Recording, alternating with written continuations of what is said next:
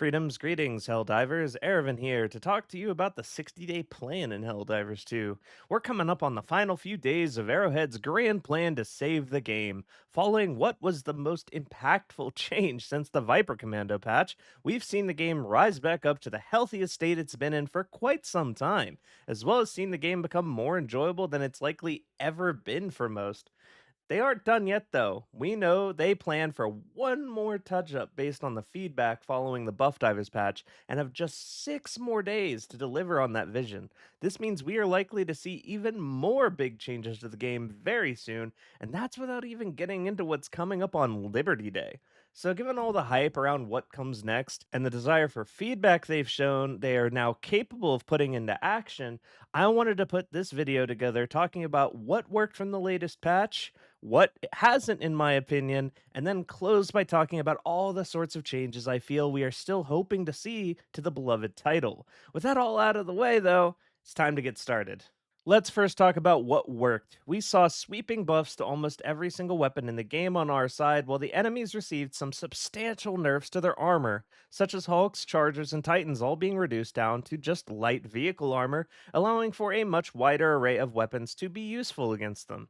While a loud minority of individuals do still to this day claim this made the game too much easier than it was previously, I would argue this is not the case, because at its core, if you used good weapons or understood the knowledge checks of the game, such as how to dodge and where to shoot, Helldivers has not been what one would call a difficult game for some time now. It can be challenging and it has its moments, but for those that have been here long enough, there was already very little struggle left to be had. With the newly refurbished weapons, we've seen a renaissance of player engagement, infinitely more viable loadouts to play with, a much more defined power fantasy more akin to what we were promised on the box as well.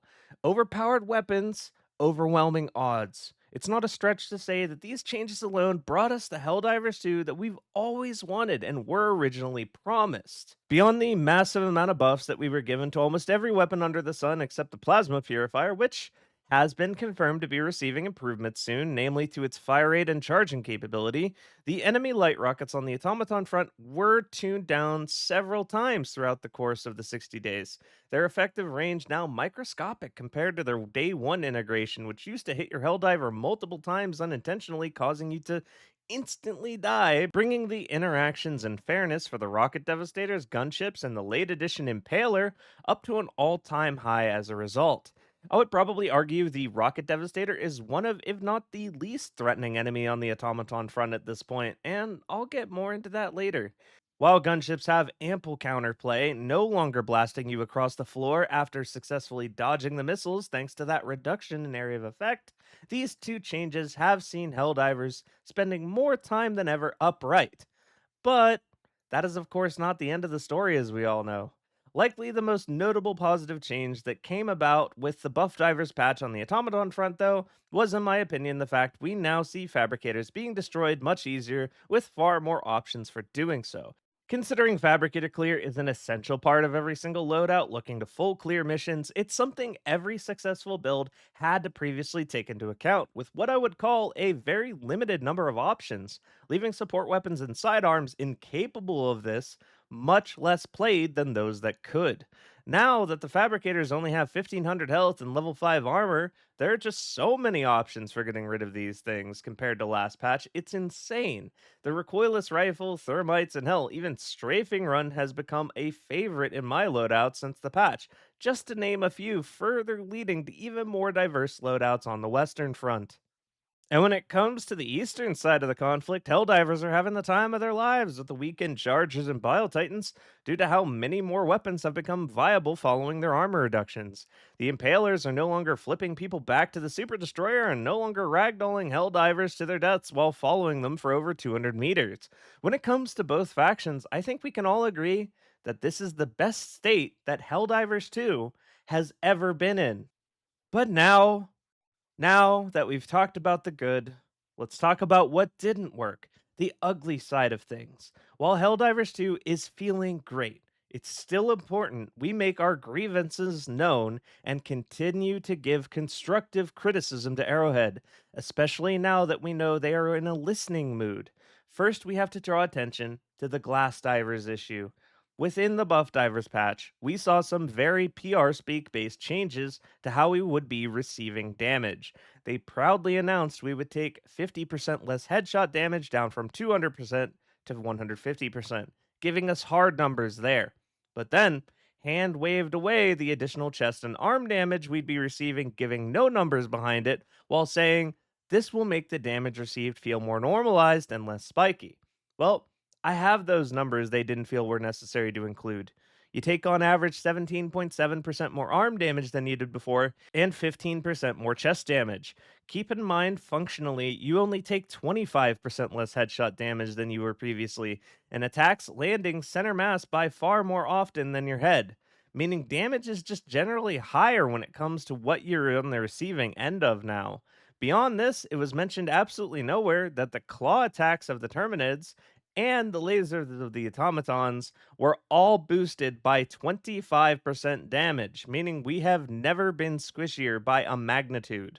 I've made a full video on this subject breaking down exactly how much more damage you take, as well as an included chart detailing how much more you take based on your armor preferences.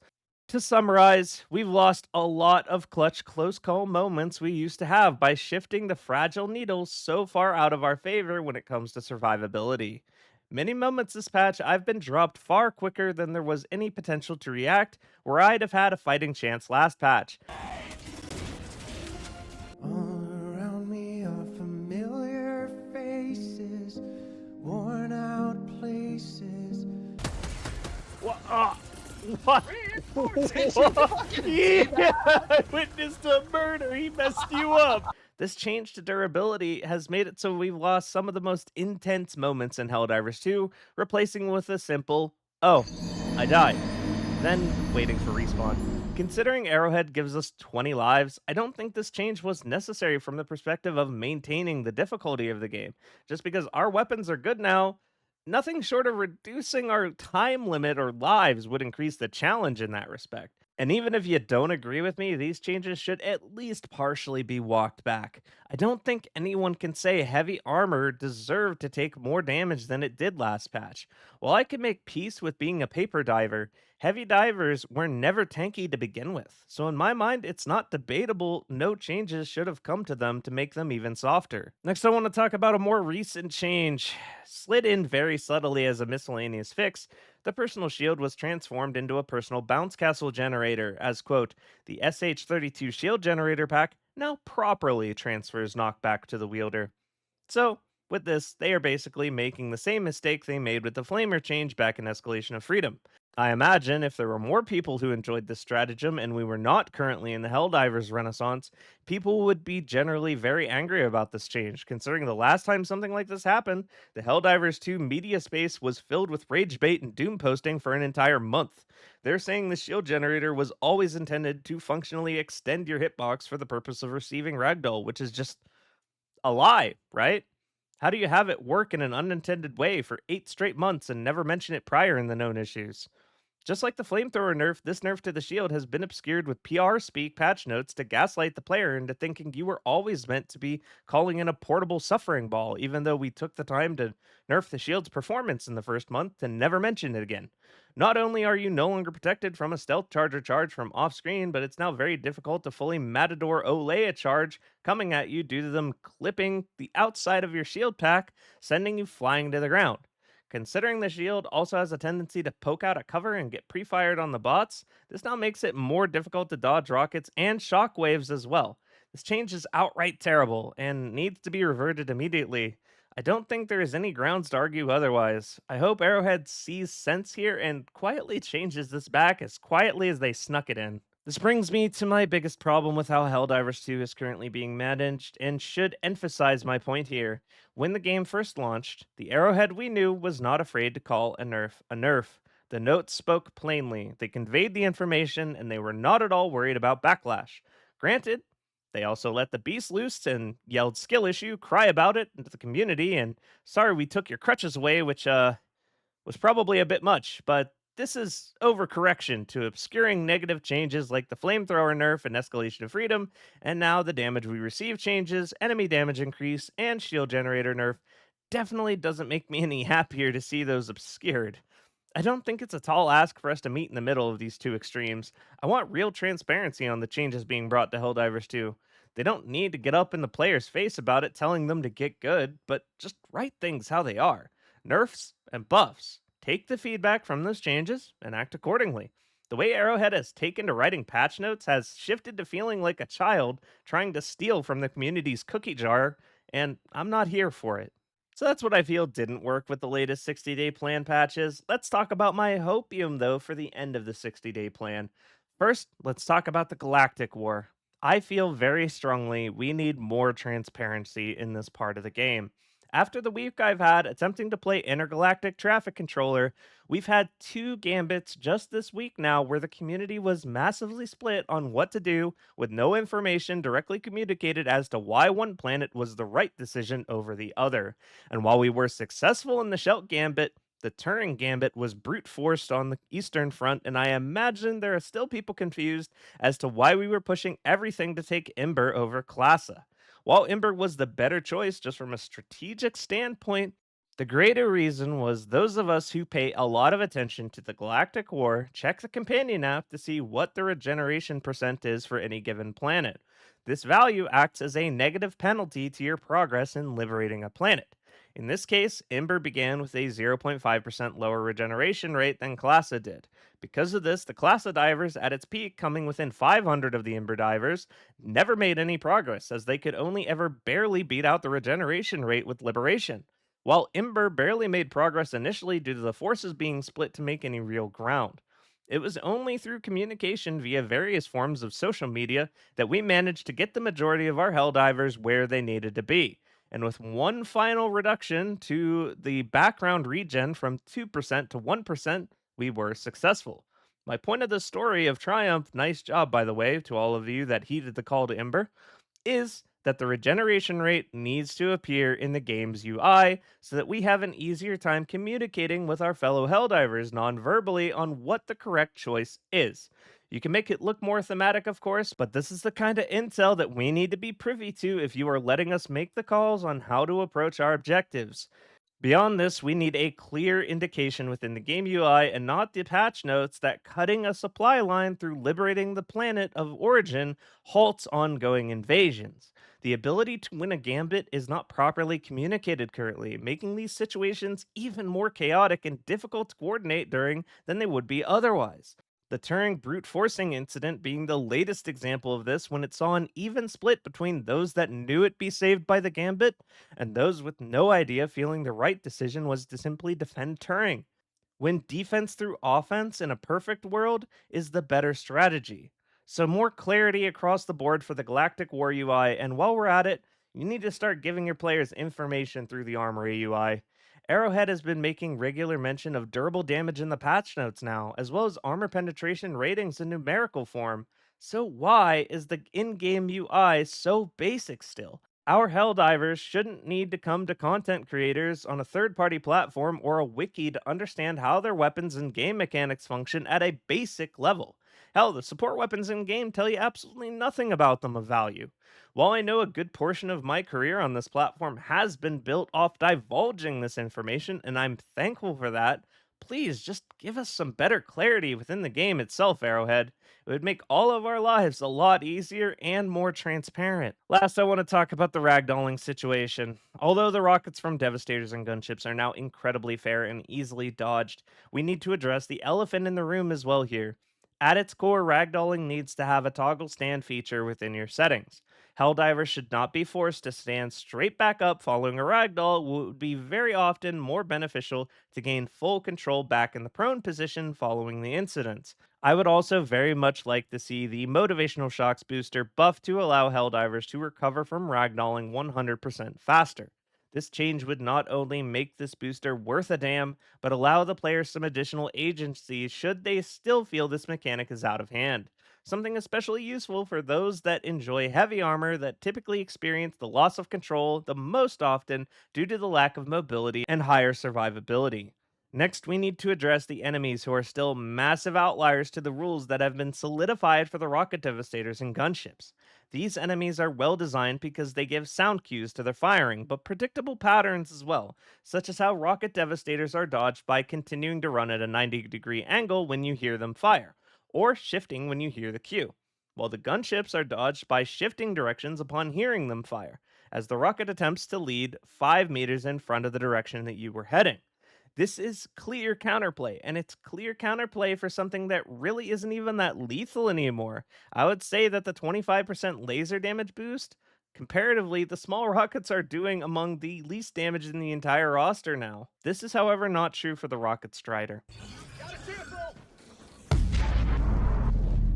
The missile knows where it is at all times. It knows this because it knows where it isn't. By subtracting where it is from where it isn't, or where it isn't from where it is, whichever is greater, it obtains a difference or deviation. Dropping package.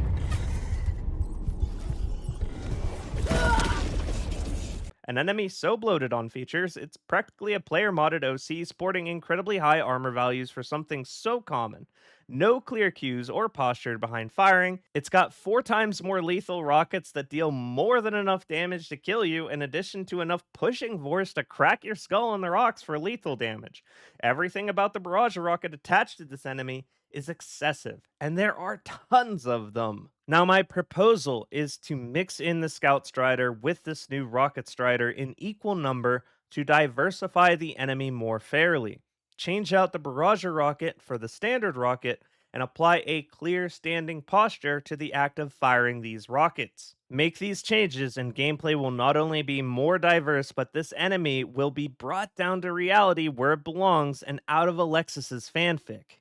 Last, the Cannon Hulk. While the original intention of removing his rocket launcher in favor of sticking a bunker turret on his arm was to alleviate the cheesiness of this 1-2 punch capability, knocking you to the floor and killing you before you could stand with the laser, and yes, he does have a bunker turret on his arm now. They thankfully toned down the damage the bunker turret does a bit, but they did just wholesale also stick it on the Hulk. The bunker turret they've given him still ragdolls you anyway, and the projectile is much faster than the rocket was, causing you to die from the 1-2 punch much more often than ever before. The simple solution here is to remove the pushing force of this laser altogether and add a clear visual cue similar to the cannon turrets, where you can hear it winding up and also see a red glowing barrel to the turret, and the Hulk by association. This would both give the Helldiver a clear indication to react to, as well as prevent what feels like one of the cheapest deaths in the game. The damage is still extremely high, but with some more visual clarification to lend more counterplay to the situations, I think these 2 changes alone would make this enemy and turret feel much better to play against. Alright, that would just about do it for what I feel worked about the Buff Divers patch, what I feel has failed with the 60-day plan, and what my hopium is for the conclusion of these adjustments. Like I've said several times now, my purpose making this video is not in any way to fuel the rage and hate machine we had pumping all last month. I love Helldivers 2, and I think it's in the best state it's ever been in. But we got here by people voicing their opinion and making known what we felt the issues were. The loud minority, although we were not always as constructive as we should have been, saw these changes come to life through our combined voice. Through that toil, Arrowhead heard us, and it's brought back a portion of the quiet majority that simply stopped playing. At the end of the day, this is the Helldivers Renaissance, and things are only getting better at the moment. But if you feel I've made some good points with this video and agree with my critique or changes, feel free to help me get this video to Arrowhead's viewing space, as the final thing I wish for is for us to establish a dialogue through the creators and developers with the promise of a test server coming to us soon. Beyond that, if you want some stuff to get excited about content drop-wise, both my recent videos talking about the Platoon update and Liberty Day update should probably be your next stop, as I'm super excited for the new content coming to Helldivers 2 as we finally step away from our chief concern being balance in board meetings. Thanks for watching till the end, and have yourselves a wonderful day. I'll see you next time. Alright, this supplies right here. I can't wait. What? Wait, how the fuck did that happen? Ah!